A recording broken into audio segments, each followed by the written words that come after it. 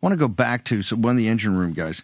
So to get to the balance budget, I love the $1 trillion. So directionally, you're heading in the right direction, Elon. Good on you. We need it now, not a year from now.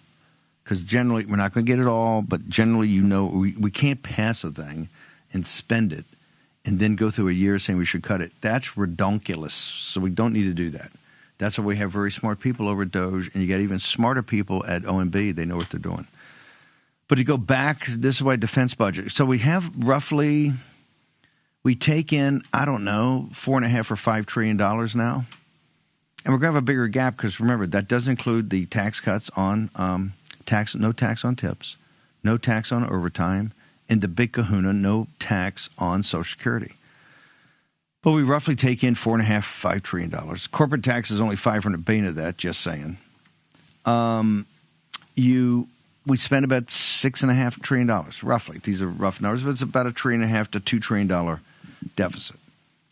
Of the discretionary spending, the entitlements add up to X amount, but the discretionary spending is about $1.75 trillion. $900 billion of that, let's say $1 trillion for roundup, make this easy, is defense budget. $500 to $750 is social services. That's the Meals on Wheels, all this other stuff you see. You have Social Security and Medicare, and I keep telling these guys. And when some politician says we can't do this because we got to get to entitlements, they're lying to you. They are lying to you. They're lying to you. We're never going to get to entitlements and to the American people. The little guy's got one thing. He works all his life. He's got a contract. That contract, he's got a little bit of Social Security, $1,200. I don't know. He's got that. He's got Medicare. That's what he's got. And he's got leverage. And I tell him as a populace, hey, you hold on to the leverage. You don't change it. You don't agree to it. You don't even have a conversation about it. I'm not interested. We're not even interested in talking about entitlements. Until we see the corporate welfare and these welfare queens of these corporations, and that's what they are, we got to see some cuts. And the cut we got to start with is defense. And I'm a hawk. I served for 7.5 or 8 years. Mo did too, West Point. And then she went to the Middle East. I was 3.5, 4 years. See, so I'm a hawk. I'm pro-defense. But I'm not pro-stupidity. We can't continue to do this. And I'm tired of asking nations around the world, hey, can you pay 2%? No, we're paying way too much for way too little. And it's not thought through. We're not going to have any more land wars in the Eurasian landmass that we're involved in. Not going to happen. You see this with, wait for it, hemispheric defense. Got that? Secure the homeland and things around the homeland, and let's have a fortress America and extend the fortress from the Arctic down to the Darien Gap. And then we have our partners down in Brazil and Argentina take care of the rest. And that's pretty good. That's Monroe Doctrine 2.0. Right? Manifest Destiny. You get Canada in there, get them partner up with Canada. Manifest Destiny 2.0. Fortress America 2.0. Throw in an Iron Dome, and hey, Iron Dome's not going to be cheap. Throw in an Iron Dome, and Bob's your uncle. Don't need to be around the world. Don't need this apparatus. Don't need Morning Joe talking to us. Oh, you got the Atlantic Council. Screw them. Let Europe pay for it. Let the people come off Stade. Let them come off the ski slopes. Let them get in the West End of London. Let's go to Provence. Let's go to Tuscany.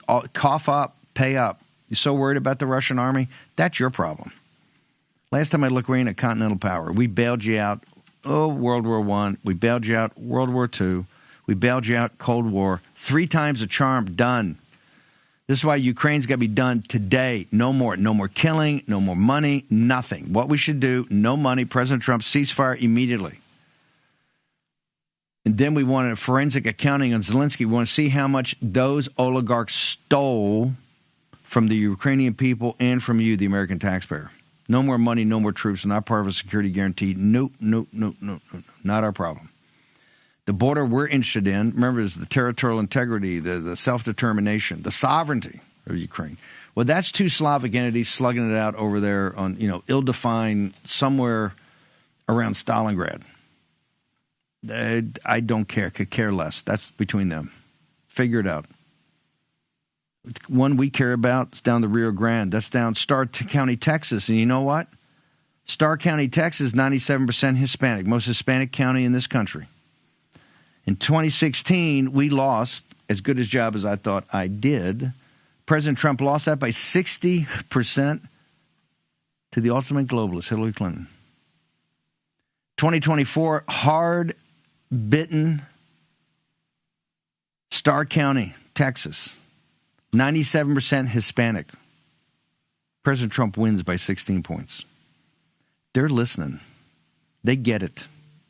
That border is what we're concerned about. Those people are who we're concerned about. Their sovereignty, their self-determination, their territorial integrity of the Rio Grande Valley in South Texas and Arizona and California, thrown to Mexico too, and the territorial integrity of Midtown Manhattan in Chicago, in Denver, in Los Angeles, all of it. Because every state's a border state, every city is a border city. Chemical warfare, we're over in Ukraine.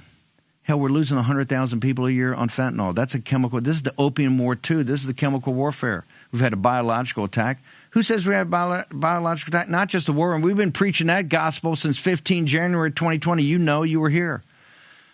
You know who's preaching it now? Central Intelligence Agency. First day on the job, Radcliffe, they leak. Oh, you know what? The lab leak, Wuhan lab leak is yeah, that was something. That's real. And now they're saying the step two, they're leaking out that, hey, the Chinese Communist Party might have either inadvertently let it out of there or let it out of there. Cy Hirsch, and you can take Cy Hirsch with a grain of salt. He's saying, hey, we actually had trained scientists in there. The United States, the CIA, had two informers right in there that were telling them. And they told them when it came out in, wait for it, November 2019. Heard that date before? November 2019. So we know who the enemy is, right?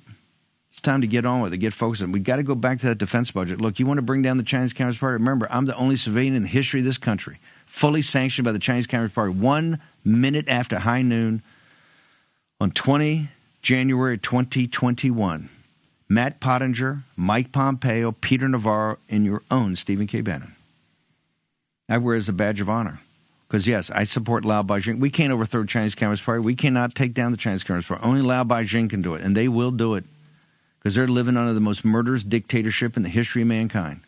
Hell, make Stalin and Hitler look like pikers. Hell, they killed 250 million of their own people. Didn't bat an eye. Mao said, yeah, they'll replicate. They're not a problem. People are not a problem. Too many people are a problem, they thought. Not so much today. This is the situation. It's the defense budget. You cut the Chinese Communist Party off of capital, access to capital in the United States of America, loans and equity. You cut them off from that, and you cut them off from technology, because trust me, as good as they've gotten to take on the oligarchs of this Faucian pact we made, they stole most of that. And or they were trained here in American universities. You know what I think about this whole thing with foreigners in American universities? No.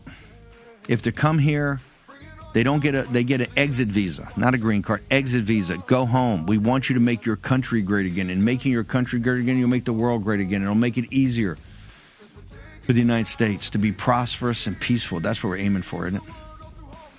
Stop the invade everywhere, invite everybody in.